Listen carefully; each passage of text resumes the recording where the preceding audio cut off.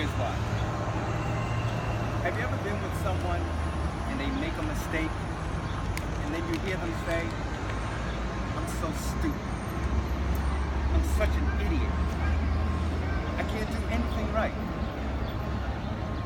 Have we even maybe said that to ourselves? Some people do that constantly. They're constantly putting themselves down. But here's the question. If a person is doing that, will that contribute to their happiness? No.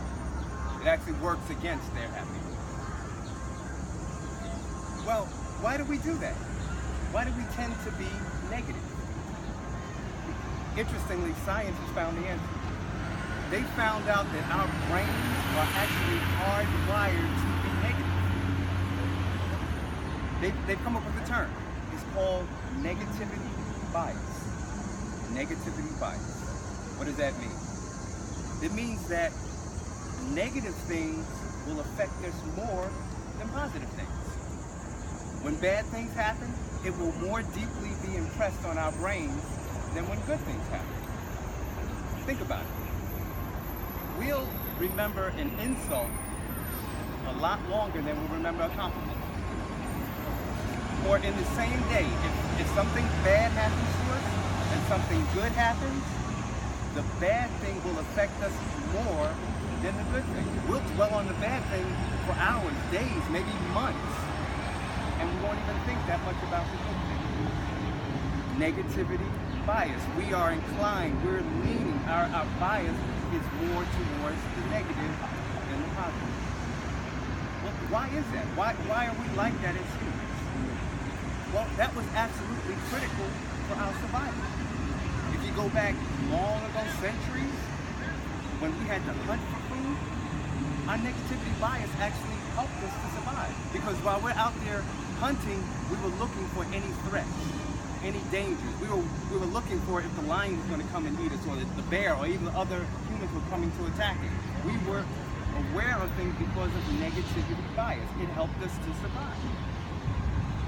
But today, we don't hunt. Well, except on Black Friday. I mean, I see people try to kill each other just to get that new HD TV. Yeah. It's mine. Hey. Yeah. But really, when we think about it, negativity bias doesn't contribute to our happiness today.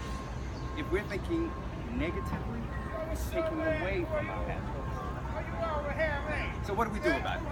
What can we do about it? Well, what they found, researchers have found, is that what happy people do is they will question their thoughts. They won't believe everything that they think, because they found out that our thoughts are not facts.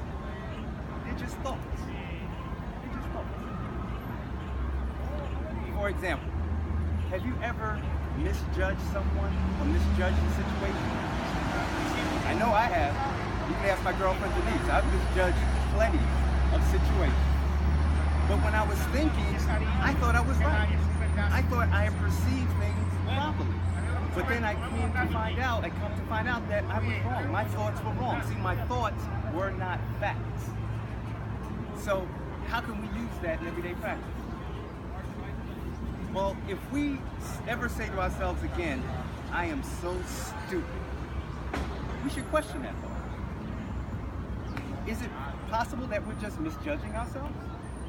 It's possible. We should ask ourselves, am I really stupid, or did I just make a mistake? Am I feeling this way because I'm just stressed? See, if we question those negative thoughts, then we'll probably realize, yeah, I'm just stressed, and we'll let those negative thoughts just pass by, because those thoughts are not facts. We shouldn't believe everything we think. So that's one way to overcome negativity bias. Learn to question our negative thoughts. But what's another way to overcome it? Well, have you ever heard the saying, you are what you eat? Right? Isn't that true? If we eat junk food for our bodies, we're going to become unhealthy. But that's also true when it comes to our mind. If we feed on negative things, how are we going to think? Negative. Garbage in, garbage out. So really, we need to be careful or mindful about what we're feeding our minds. Now, one way we feed our minds is by the company we keep. the people, our friends. Because as we're listening to them and watching them, they're feeding our mind. So we have to be careful. Because have you ever been around the chronic complainer? You know that type of person, right? Nothing is ever right. Everything is always wrong. Sometimes you're afraid to ask them how they're doing because you know you're going to get an organ recital. This organ hurts. That organ hurts. This organ hurts. Or have you ever been around the drama queen or king? Always have some kind of drama going on. They're either mad with this person or they're fighting with that person. It seems like they're not even happy unless they have some kind of drama, some kind of argument going on. See, now if we're with those type of people all the time, they're going to feed our negativity bias. It's going to be very hard to be happy around those type of people. I mean, you might have experienced it where you're with them and it feels like they're sucking the life right out of you. Just go, oh, you have enough. So we may have to limit the amount of time we spend with those type of people because they're not making us happy. They're actually taking away from us. Another thing we have to be mindful of, especially in our world today, is access to 24-hour news. Psychiatrists have found out that if we're constantly watching negative news stories, bombings, shootings, killings, rapings, if we're watching that all day or we're reading it on the internet or Twitter or whatever, that affects our mood. It does. It happens subtly. We may not perceive it, but it is happening. It changes our thinking. So again, we may need to limit how much time we spend on the internet and watching negative things. And maybe try to replace those with more positive things. They found that it takes 3 positive things to negate 1 negative. So we need more positivity in our life. So if we do those things, we will be fighting negativity bias. We will be much happier. And remember at the beginning, that's what we said we all wanted, to be happier.